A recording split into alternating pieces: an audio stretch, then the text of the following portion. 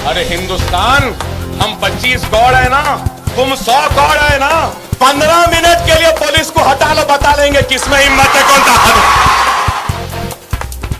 तारीख 24 दिसंबर 2012, स्थान निर्मल, आदिलाबाद।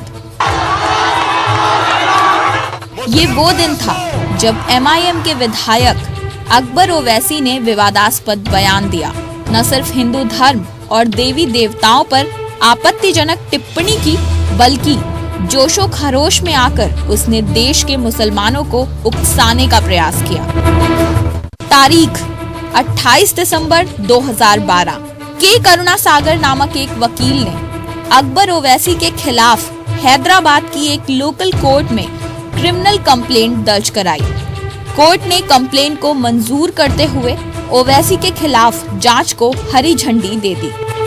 अकबर ओवैसी ने 24 दिसंबर को आदिलाबाद में एक जलसे में खुलेआम मुसलमानों को हिंदुओं के खिलाफ उकसाया था, मगर वहां की सरकार ने इस मामले में लगातार चुप्पी साधे रखी। अकबरुद्दीन ओवैसी का भाषण महज भाषण नहीं, बल्कि उसके मुंह से निकला एक एक शब्द राष्ट्रद्रोह को बढ़ावा देने वाला और बेहद भड़कीला था।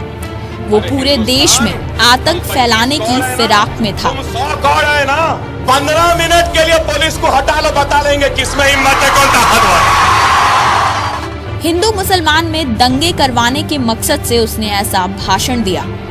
हालांकि इस भाषण की राजनीतिक पार्टियों समेत कई मुस्लिम संगठनों और बुद्धिजीवियों ने निंदा की, मगर चुप रही तो सिर्फ कांग्रेस।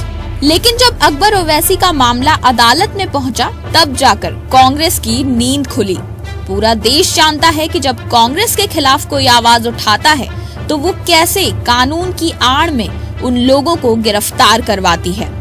वो लोग जो सरकार के खिलाफ आवाज उठाते हैं, उन्हें 24 घंटे के अंदर सलाखों के पीछे डाल दिया जाता है। लेकिन राष्ट्रद्रोह में लिप्त उन नेताओं को अंदर करने से सरकार घबराती है, जो उसे बनाने में मदद करते हैं। सोशल मीडिया पर लोगों ने चलाई मुहिम।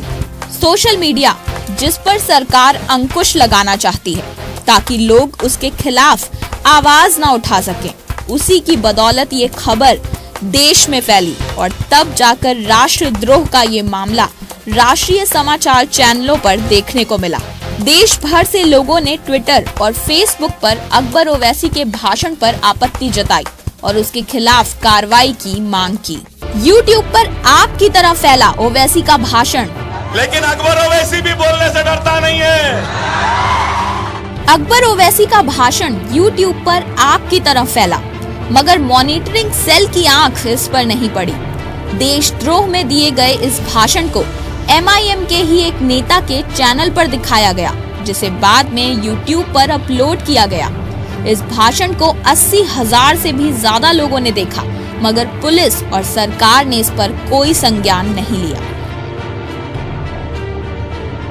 जब देश के लोग सरकार के खिलाफ बोलते हैं तो सरकार उन पर त्वरित कार्रवाई करती है, मगर जब बात किसी कद्दावर नेता की हो तो उस पर कोई कार्रवाई नहीं होती। मसलन सरकार को जब ये बताया जाता है कि एक विधायक ने इतना भड़काऊ भाषण दिया है, तो सरकार ये कहती है कि ये सरकार का नहीं बल्कि पुलिस का काम है। पुलिस से जब कार्रवाई की मांग की जाती है तो वो कहती है कि किसी को हिंदी नहीं आती, इसलिए उसे उर्दू में ट्रांसलेट करने के लिए भेजा गया है। बात यहीं तक सीमित नहीं रहती और पुलिस अपने बचाव में ये दलील देती है कि यहाँ बात जनता की नहीं बल्कि जनता के प्रतिनिधि की है, इसीलिए कार्रवाई में वक्त लगता है। राष्ट्रद्रोही कोई भी हो, उसे सजा मिलनी चाहिए।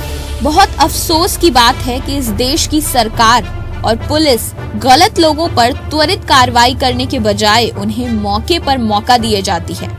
अपने भाषण में ओवैसी ने हिंदू मंदिरों और प्रतीकों के प्रति आपत्तिजनक टिप्पणी की थी और देश के मुसलमानों को भड़काने की नापाक कोशिश की। बावजूद इसके ओवैसी को अभी तक गिरफ्तार नहीं किया गया है। आंध्र प्रदेश में MIM के विधायक अकबरुद्दीन ओवैसी के भड़काऊ भाषण पर विरोध जताते हुए भाजपा ने उनके खिलाफ देशद्रोह का मामला चलाने की मांग की है। भाजपा के नेता मुख्तार अब्बास नकवी ने कहा है कि ओवैसी का भाषण पूरे देश के ताने बाने को बिगाड़ सकता है। देश में जहर पैदा करके, जहर घोल करके, देश की हवा में जहर घोल करके अपने राजनीतिक फायदे के लिए देश के माहौल को खराब करना चाहती है। हमारी मांग है कि जिन्होंने इस तरह का जहर भरा भाषण किया है, जिस पार्टी के शरीर में ओसामा बिन लादेन की आत्मा घुस गई है और जो तालिबानी मानसिकता के तहत इस तरह की हरकतें कर रही है, उस पर राजद्रोह का मुकदमा चलाया जाए, नंबर 1।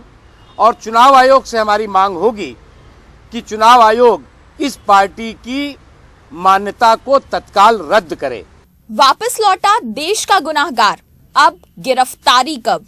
आंध्र प्रदेश के पुलिस महानिदेशक वी दिनेश रेड्डी ने कहा था कि ओवैसी ने पुलिस को बताया है कि उनका लंदन में इलाज चल रहा है और लंदन से भारत आने के बाद वो पुलिस के सामने प्रस्तुत होंगे। मगर अब जब वो भारत लौट आए हैं तो बताया जा रहा है कि वो सोमवार को पुलिस के सामने उपस्थित नहीं होंगे। खबरों के मुताबिक भारत वापसी के बाद उन्होंने पुलिस से प्रस्तुत होने के लिए 4 दिनों का वक्त मांगा है। उनके वकील का कहना है कि ओवैसी ने स्वास्थ्य कारणों को वजह बताकर ऐसा आवेदन दिया है।